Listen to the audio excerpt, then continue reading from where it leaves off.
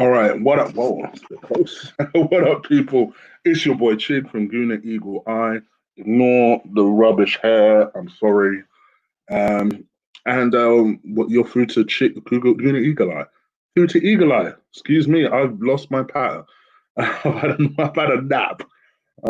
Yeah, stay off today. Wifey's birthday. It's Chiggy's wifey's birthday.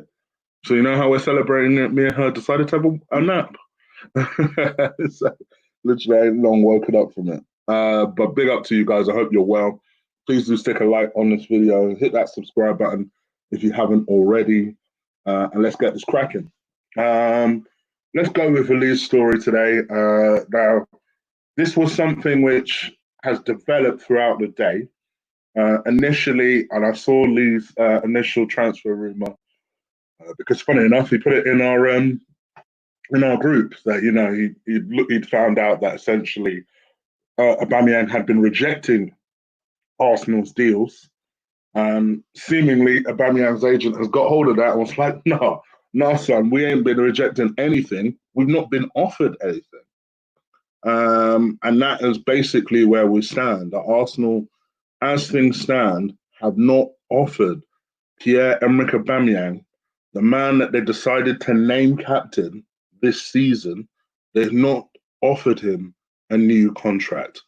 I don't know why Arsenal do this. I don't get it. It's like they just go to the person that has the shortest terms of their deal and then decide to make him captain. Like if Aubameyang leaves this summer, I guarantee they'll make someone like Hector Bellerin captain and then sell him next year. Doesn't make no sense. And don't get me wrong, it makes sense to sell Hector Bellerin. Don't get me wrong. That's not what I'm saying. But it's just like, you should go with the person, surely. Even if, all right, yeah, okay, granted, you might see some leadership credentials. Surely, you've got a number of young players in this team. Your ambition is to bring in young players in this team. What sort of example are you setting when you decide to name the person captain that's not even committed to your club? And people are wondering why Saka is stalling on his contract. You must be sat there thinking, boy, I don't know, maybe I should leave and try and make it elsewhere because, clearly Aubameyang doesn't want to stay. So why should I look to stay? That must be what he's thinking. But yeah, I think from my perspective, I just think to myself, so anyway, let me give you a little bit more about the story. So obviously, like I said to you earlier, it is. Oh, sorry, someone just contacted me about something. I'll tell you about that in a while. So yeah, just to give you a little bit more about the story. Sorry, I've completely lost my way because of that tweet. So essentially, reports came out today that Aubameyang had been rejecting deals. By this afternoon, that story completely flipped. And actually, Aubameyang hasn't received a new deal all year. Arsenal are a bit concerned that essentially they do not have the money to secure Pierre-Emerick Aubameyang. Sorry, I'm just trying to search for the story again. Just so I'm bringing you guys a direct quote. Here we go. So this is in the Daily Express. Arsenal have not offered Pierre-Emerick Aubameyang a new contract to remain at the Emirates beyond 2021, despite reports from France stating that fresh terms have been tabled. COVID,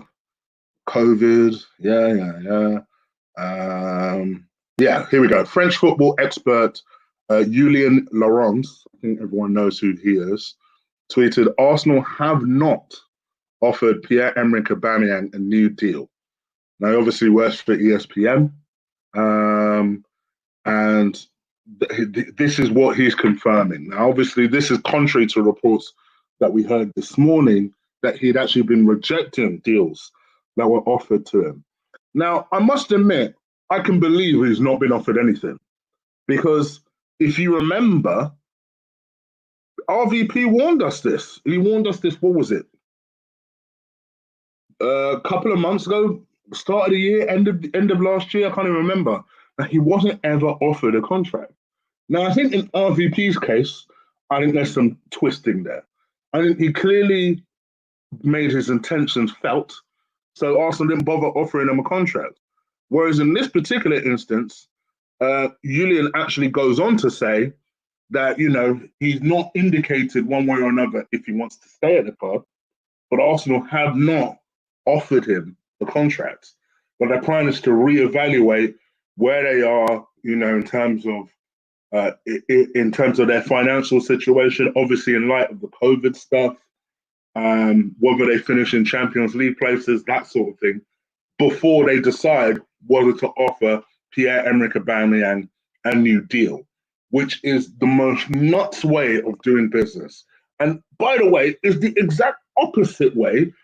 What was it, 2 years ago, a year ago, that we were told that this club would not act like?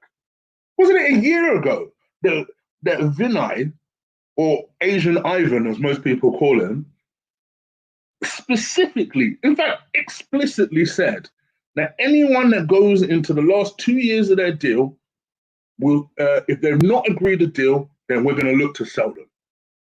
Not only has that not happened, we are now coming up to a year left on this guy's deal, and we're still no further in understanding whether he's going to stay or if he's going to go. That to me is an absolute mad way of doing business.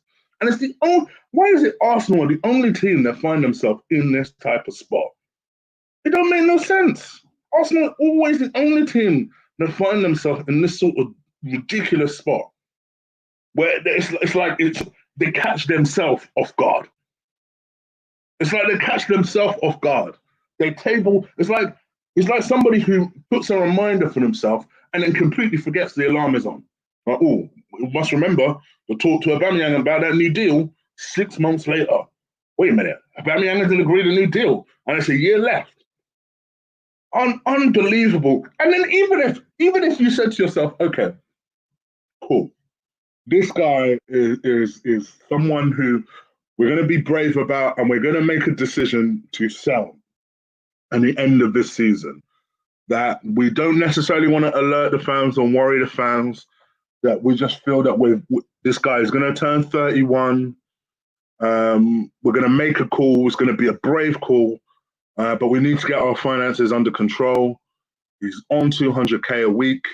We don't think he's going to keep reproducing this. We're going to make a call, and we're going to sell Aubameyang. Do you know what? I would have respected it so much if that was the move.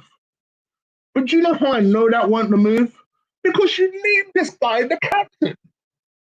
Why would you name him captain and then decide that that's your strategy? I mean, surely that. Why would you name him captain if you know? Even if you said, I don't care if someone's going to tell me it was Arteta's decision.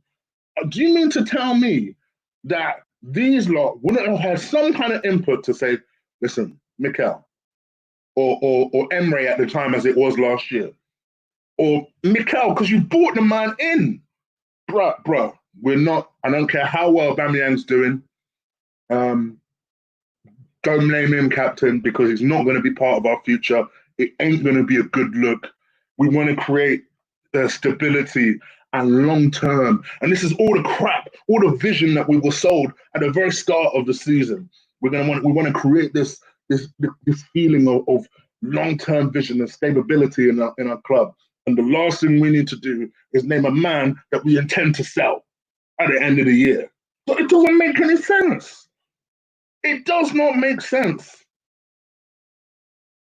Flipping heck.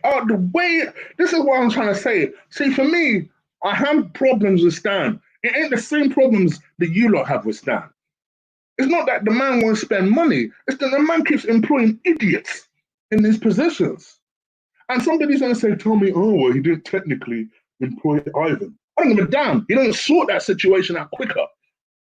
And then in his genius thought process, oh, well, in my genius way, I'm going to make sure that I employ Spanish Del Boy, Asian Ivan, and Edu, because that's going to be a genius method to move us forward. Oh, my goodness gracious me. I just saw this story. I just laughed and I shook my head because I just thought to myself, of course, why would we offer him a contract? If I'm Aubameyang, I'll tell you, suck my nuts. I'm not talking about. You haven't even offered me a deal. Anyway, what do you guys think? Clearly, you can tell I'm pissed. But what do you guys think? Let me know. Leave it in the comments below. 2 seconds. You look to your phone. Okay. All right. Guys, say happy birthday to the wifey. She can't see you, but I'll let her know that you said happy birthday. All right, next story. David Luiz. Oh my goodness. Another one. Another drama. So Mr. David Luiz, a player that you guys know I don't think is good enough, that you guys know I want rid of, that you guys know is terrible for this club. I was all set last week. In fact, I actually think I mentioned it on the show. By the way, loads of happy birthdays are flying through. Just so you know. She says thank you, guys. Now you guys know I've never been a big fan of David Luiz. You guys know this. Like you guys know this. So I saw a story today from his agent that said, "Oh, well, David Luiz is expected to agree a new deal for Arsenal." And I'm like, so let me get this straight. You guys don't have enough money to offer Pierre-Emerick Aubameyang, someone that actually produces goals, produces results, performances for the club. Also, you can facilitate the stay of this fool who's on £110,000 a week, not to mention another 6 million for his wages, his agent's wages, and every other little people he has to pay. Doesn't make any sense. So just to bring you guys up on the full story, obviously last week it came out that David Luiz is on a 1-year deal with a 1-year option. David Luiz has recently been making a lot of noise about going to Benfica. So all of a sudden, it kind of made everything started to make a little bit of sense. Over the weekend, I was hearing stories that apparently he was in talks with Benfica. I thought, okay, good luck to him. Because for me personally, he's not good enough. So I'd rather he goes. To me personally, if I had to keep one of Mustafi, David Luiz, or Socrates as our experienced guy, it'd be Socrates every single day. Right? But I thought to myself, all right, well, if David Luiz goes, because I kind of made peace 2 weeks ago that this guy's going to stay. Arteta loves him. So I kind of made peace with him. In my mind, the way I saw it is as long as the rest of this deadwood can go, he can stay, no problem, whatever. Right? Then I heard some stories saying that, okay, Arsenal went rampant. They were looking to get rid of him. I was like, Provo, okay. This is some real cost cutting today. Then his agent, Kia, one of these super agents, I forget his second name, but you've heard of him before, came out and he basically was like, well, David Luiz is actually looking forward to staying at Arsenal. He's keen to stay. And there is expected to be an announcement over his new deal sometime within the next coming days. Oh. And I tell you what, David Luiz, for me, has amazing PR because all I've been seeing over the last week is how Arsenal are making a mistake, letting David Luiz go. He's integral to this Arsenal team. Integral? I've seen 4, maybe 5 decent performances out of him all season. Integral. Oh, man. I just thought to myself, this is why we won't succeed because we're never prepared to do what's required to make the team better. You know, everybody who has an eyesight can see, even people who don't, quite frankly, can see that someone like Granit Xhaka is not good enough in the team. And I don't make light of that. People that don't have eyesight can listen to radio when it comes to football. They can hear those performances. They can hear that the guy is clearly giving the ball away every time he gives the ball. But for some unusual reason, a little bit of a Rami Ali hand job to Arteta. Oh, Arteta's been amazing. He's turned me around, and I was all set to leave, but now I feel this new lease of life, which is the kind of crap I was hearing Granit Xhaka coming out with the other day, right? Lo and behold, not only is this man not leaving, supposedly he's integral to the team. Same thing with David Luiz. Arteta has been so great for the side and he's lifted the mood and this, that, and the other. All of a sudden, we're now begging David Luiz to stay at the club. Mustafi, this is how you know Mustafi's PR is really bad. Mustafi tried that same thing. Mustafi is still number one on that list about. Oh gosh, Arsenal. It is a sitcom that gets less and less funny. Oh my word. Honestly, honestly, I'm I'm just at a point now with Arsenal. I'm just shrugging my shoulders, man. Shrugging my shoulders. If we don't get relegated, I'm at a point where that's almost a good enough season because we're never prepared to do what's enough. This has taught me it's never we ain't getting no chance party. Ain't getting no chance party. You know, I saw stories today, and I'm not going to talk too long because I know that Lee's doing a watch along. I'm going to leave you guys to do that watch along. I saw reports today that Arsenal were all set to do the deal for Thomas Partey, but now they're having a rethink and because of the COVID, whatever. Because you lot aren't prepared to do what's required. Meanwhile, you've got people like City and Man United. They ain't ramping. Think City are happy finishing second. They ain't ramping. They're trying to take Atletico Madrid's second best midfielder. Because obviously Partey's the best. They're trying to take their second best midfielder. There's no ramping. Arsenal ninth. No, we're good, bruh. We're still in the league. Still top half. That's it's the ambition. It's the ambition. It's the ambition of us as fans. It's the ambition of the manager. It's the ambition of the board in particular. Because here's the thing.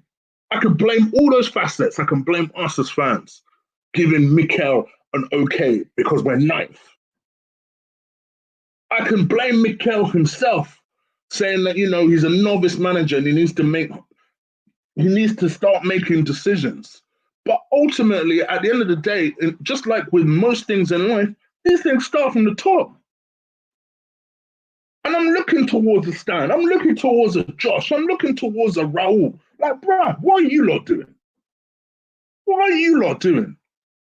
Forget any speculation and any story I can talk about today.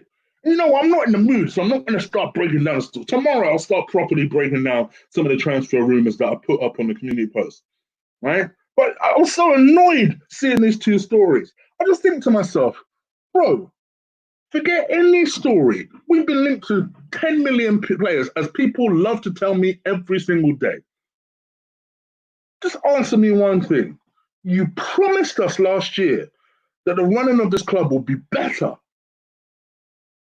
That's a fact. You were in front of a camera in your suits trying to sell us some oil, saying to us, well, the days of Ivan are gone now. And now what we're going to do is we're going to be better. We're going to run the club how the fans expect it. And that, yes, we're going to be self-sufficient, but what we're going to do is we're going to be a lot better at that self-sufficiency. And what we're going to do is every time a player gets in the last 2 years of their contract, they're gone. I don't give a damn who it is. I would have respected, even if it was a key player, heck, I would have respected it. How the heck can I respect this? How can I respect this? Oh, you got to do better than this. Arsenal, you got to do better than this, bro. I know the season's not done. I get that this is an unusual season that's been interrupted. But the fact that you're telling me that for cost-cutting reasons, you are going to not offer our captain, a person you chose halfway through the season, to be captain. that you've made a decision, presumably at the start of the season, to not offer him a deal, then make him captain, then continue to decide after the season he's having to not offer him that deal. Meanwhile, we have a mediocre defender who is experienced, who comes in. You have a chance to say, all right, let me get rid of him nice and quietly, give him his dignity, let him bounce. Now you're about to offer him a new deal? How does that make any form of sense? Oh, this club. All right, guys, look. I'm going to do a longer show with you guys tomorrow. As you guys, I'm sure, can appreciate, it's the other half's birthday. So I don't really want to spend all day ranting with you guys. But I could quite honestly spend the day with her. So tomorrow I'll be back. I'll be a lot better. We'll have a longer show. We'll do some Q&A. Just to let you guys know, obviously the membership is up and running now. For the Gold members, today, this afternoon, I dropped a Cooking with Chig session. Make sure you guys go check that out. Ben, I already know you have. Check that out. Hope you liked it. I cook a Sunday roast. So let's see how well that went. Do follow me on Instagram, Guna Eagle I. Sorry, should be Guna _Eagle _I. Hit that subscribe button. I'll be back again tomorrow at 7. For your Chig Flicks, guys, I dropped a review of The Last Dance. I'm going to drop 2 more reviews tomorrow, so keep an eye out for that. And then for you, Combat Show, guys, as usual, every single Friday. Dropped a show on Friday, almost 2 hours. It was lit. And also, you should have noticed some new additions to those shows. I have new intro, outros to those shows. And also, one of the things that I've been texted about this week, Sunday, marks the return of the chopping block. Because these lot may not know how to run a club. I'm not necessarily saying I do, but I'm going to show you who I sell or who I let go of. And you best believe, this summer, I ain't fucking about. So make sure you check that out. There's going to be some new additions to that series, so keep an eye out for that. All right, I'm out of it, guys. Take care. Enjoy your evening. I'm off to celebrate with the wifey, her birthday. I'm out. Peace.